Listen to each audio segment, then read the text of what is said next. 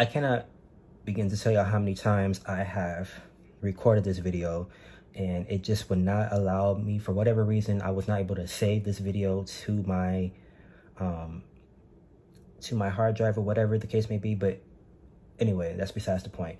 I want to jump right into this because I've been meaning to post this video for the last couple of days now, and I don't want to delay it any further. So I'm just going to jump right into the information. This video is about the Gullah Geechee people and how the Gullah Geechee people are historically documented the descendants of the ancient Wale, Wahala, Wahali people that dwelled on coastal South Carolina and Georgia and parts of Florida. Now, just a disclaimer, I grew up and was raised primarily in South Carolina, Charleston area.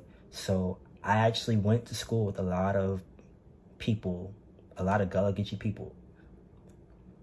I know a lot of Gullah Geechee people in the communities. I do not, that I know of, have any known Gullah Geechee ancestry. But what I do have is a wealth of knowledge on the people that dwelled in the region. Now, this information may be triggering to people who are of Gullah Geechee descent, primarily those who actually believe that they have African ancestry. And I'm not even here to tell you that you don't have African ancestry. I'm just here to provide information, and people can do what they want to do with that information. What I also happen to know is that there are Anglo historians who, for the past 4 or 5 centuries, however long, have never cared to be nuanced about our history. They just group us all together, and as far as they know, all of us are black or colored. They've never cared to document our history with any accuracy. And they're not going to start caring. They're not going to start caring now. That's why we're still called Africa now, even though Africa is a whole continent. They just boil us all down to African. You know, slave. Slave has become so unjustly synonymous with African, it's not even funny. Because in America, majority, if not all of the slaves, were indigenous people of indigenous cultures, which many of these indigenous cultures in the Southeast, if you look them up today, what do Anglo historians in the United States say of them? Extinct as a tribe, extinct as a tribe. Oh, these people, they no longer exist. These people, they're extinct as a tribe. They'll even tell you, oh, these people were victims of slave raids. Oh, these people were enslaved. But, oh, now we don't know where they are. Now they're extinct. We don't know who these people are. So I'm really here to cut all of that out. So it's important to know that the Wale, Wahala, Wahale, and I'm saying it these different ways because I know people pronounce it differently. So the Wale, Wahala, the Wale, Wahala, Wahali people traditionally lived in the Sea Islands of coastal South Carolina and Georgia and parts of northern Florida. The first contact that they had with Europeans was the Spanish and the French. They didn't even have contact with the English in any sense, in any wide sense, until the late 17th century and the early 18th century. And they started speaking about the Gullah people in the 18th century in news publications and whatnot. Now, in 1562, this is after Hernando de Soto's expedition into the interior of southeastern United States, present-day southeastern United States. In 1562, French, actually he was Norman, a Norman explorer, navigator, whatever you want to call him, named Jean Ribault, He landed on present-day Parris Island, South Carolina, and Beaufort County, South Carolina, in about May 1562. He left about 30 people there to establish Charles Fort, the Charles Fort Santa Elena site.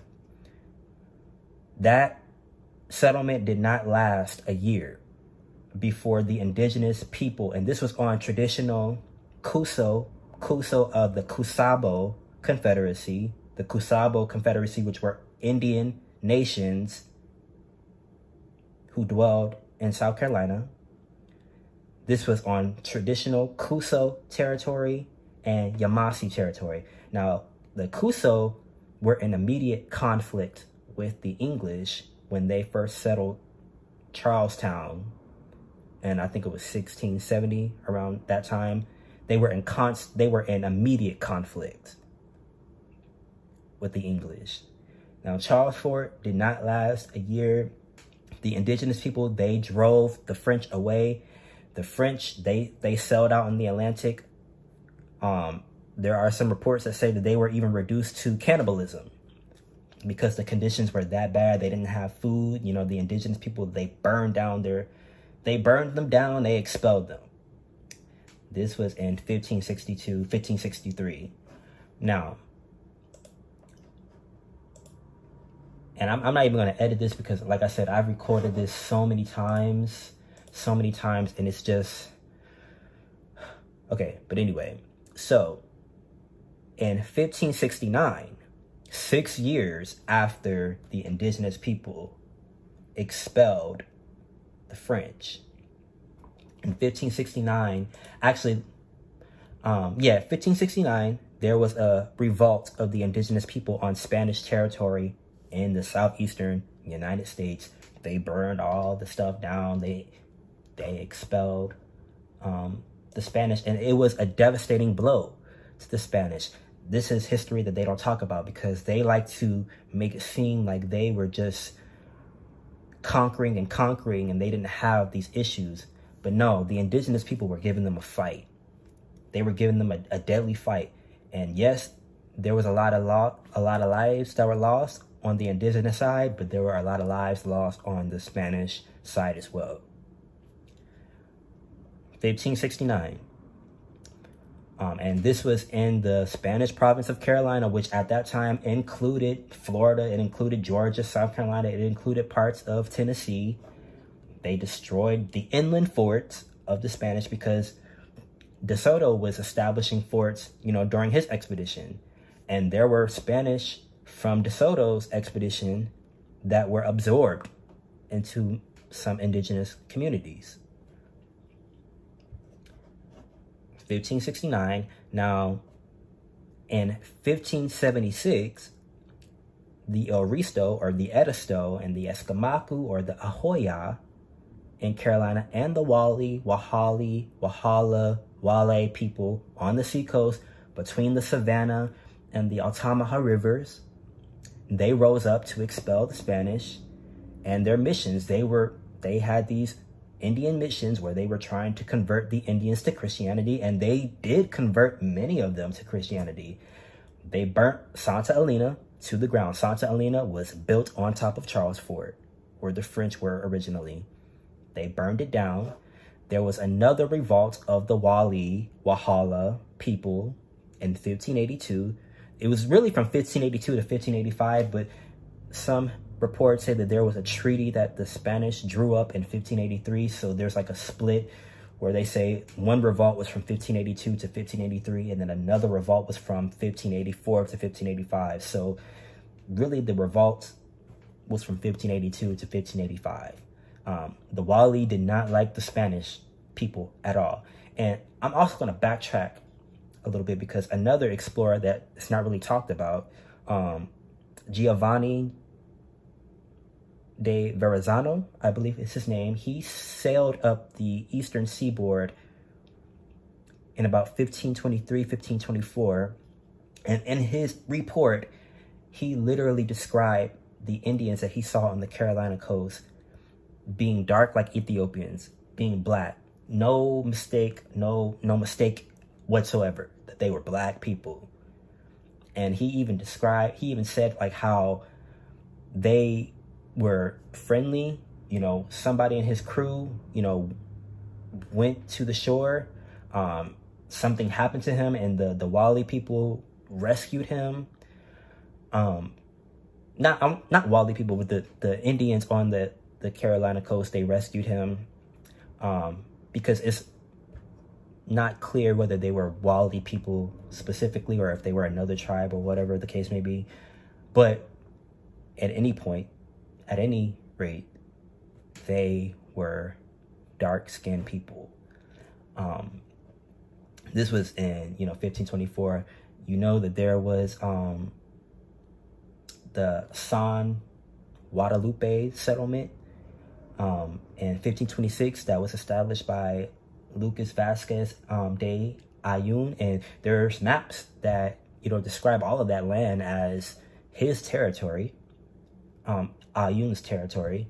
That settlement didn't last. They ended up taking indigenous people from there to Hispaniola as slaves.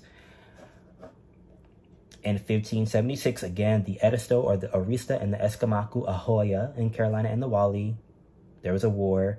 There was a Wahali revolt. 1582 to 1585, there was another revolt known as Juanillo's Revolt, which was another uprising by the Wahali. This was from 1597 to 1601.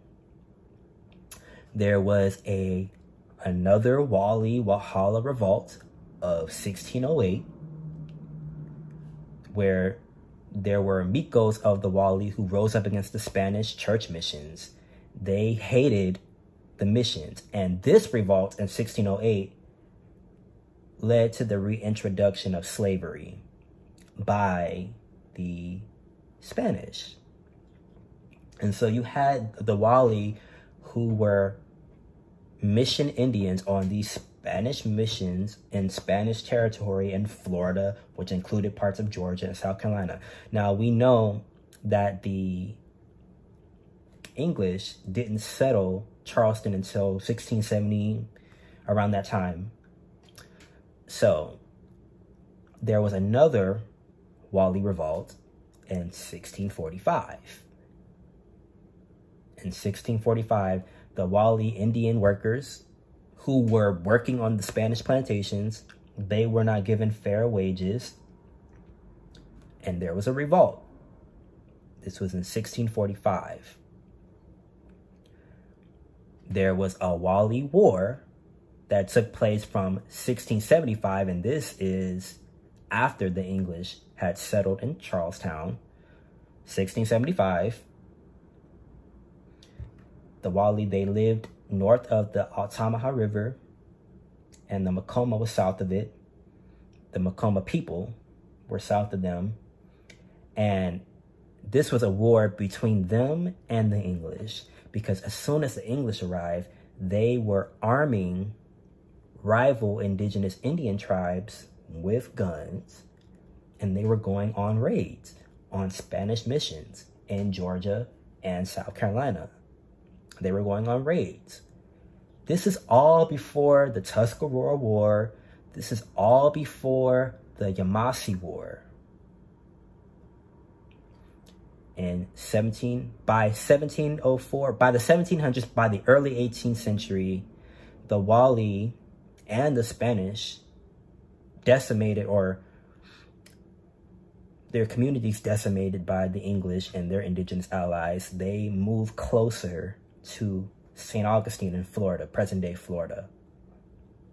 There was a massacre, the Appalachian Massacre, which occurred sometime around 1702 to 1704, where the Wahali people, they amalgamated, they were absorbed, they blended in with the Appalachian people and other Indians who were decimated by the English.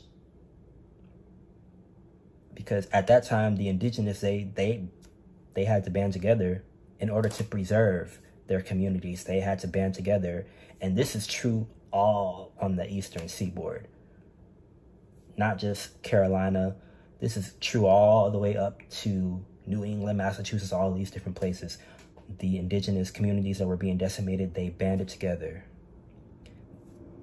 I'll make another video on it because many of them already had established trade networks even before the Spanish came into the picture. But that's another video for another day. I really want to focus on the Wahali people. So historians will tell you that the Wahali people, that they disappeared, and that, oh, they'll even tell you that they were absorbed or amalgamated to become the Yamasee people.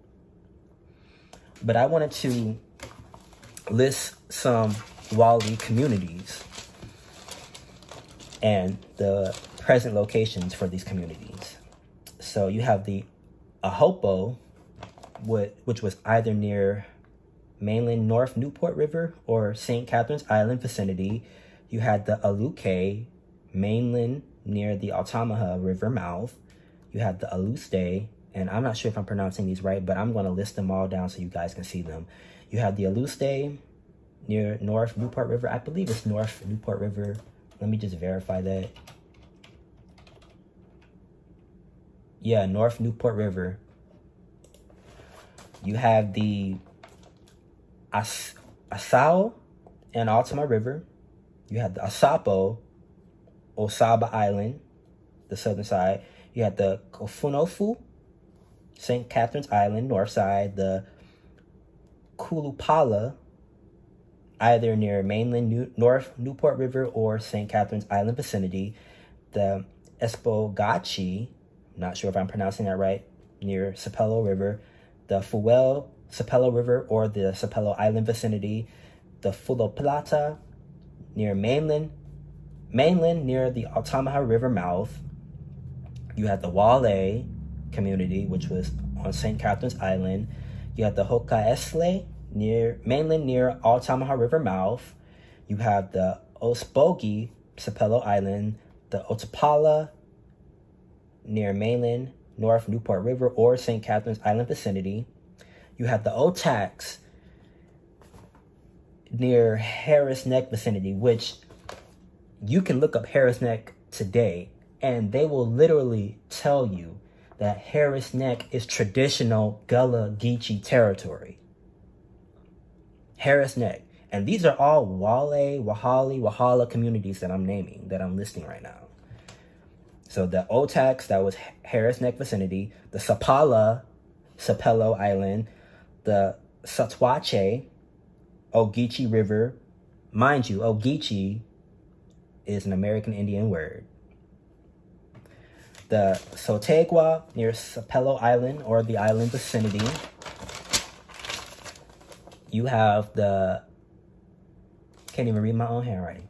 You have the Tafe Kansa, again, not sure if I'm pronouncing any of these right, near Sapelo Island or the island vicinity. The Talahe, Altamaha River near Darien. The Talapo, Sapelo Island or the island vicinity. Tolamato, Harris Neck. Tufulo, mainland near the Altamaha River mouth. The Tupiki, which Tupi is indigenous people from Brazil. There's a possibility that, you know, with all the slave traffic that was going on in the Caribbean, not in Africa, all of the slave trafficking that was going on in the Caribbean and South America and those vicinities, you know, there's a possibility. You have, and that was Sapelo River. You have the Ukolege, mainland North Newport River or St. Catharines Island vicinity. The Ufalage, mainland Newport River. And these are all indigenous words. These aren't African words. The Ufalage, mainland North Newport River or St. Catharines Island vicinity. The Unalapa, mainland North Newport River or St. Catharines Island vicinity.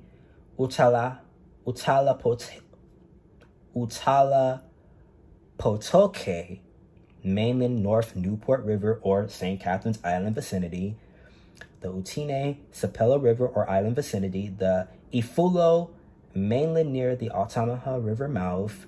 The Yoa, mainland opposite the Osaba Island. And then the Itohulo, mainland North Newport River or St. Catharines Island vicinity. Now, and also, I have this here. So, the St. Catharines Island, occupation, there was a Spanish mission on St. Catherine's Island from 1587 to 1597. Again, because there was intermittent conflict, warfare, all types of stuff. There was a Wahali settlement on St. Catherine's Island by 1576, and it was established as the northernmost Spanish outpost on the Atlantic coast in 1587. Santa Catalina de Guale existed from 1602 to 1702. The San Diego de Satuache, remember Satuache was one of the villages that was on the Ogeechee River mouth. So the San Diego de Satuache, these are all Spanish missions where they were converting the Indians to Christianity. You have the Santa Clara de Tupiqui. Again, the Tupiqui was on Sapelo River.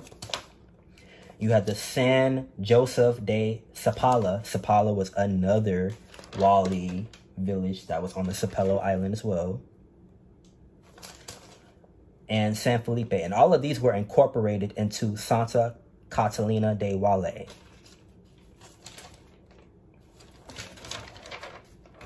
I'm trying to see if I have anything else written here. No, so with all of that being said, stop telling Gullah Geechee people that they are from Africa, because as I was able to find this, I cannot find any historical documentation, no contemporary documentation from those time periods linking these people to Africa. And the only reason that you are linking them to Africa is because they are dark-skinned people with woolly hair. And you're not even black. Black is a misnomer. If your skin does not match your black hair, you are not black, you are brown. It doesn't matter how deep the brown, it doesn't matter how dark the brown, you are brown. Like, it's 2024, it's time to stop playing these games and start telling people the fucking truth about who they are and where they've always been. Start telling them the fucking truth. There are gatekeepers, people who know this information, who gatekeep, who will literally look at this information and they won't speak on it, but you have all of these publications, connecting you to your African roots and all of this nonsense. When you have a rich history here that they purposely omit, a rich history here that they don't talk about.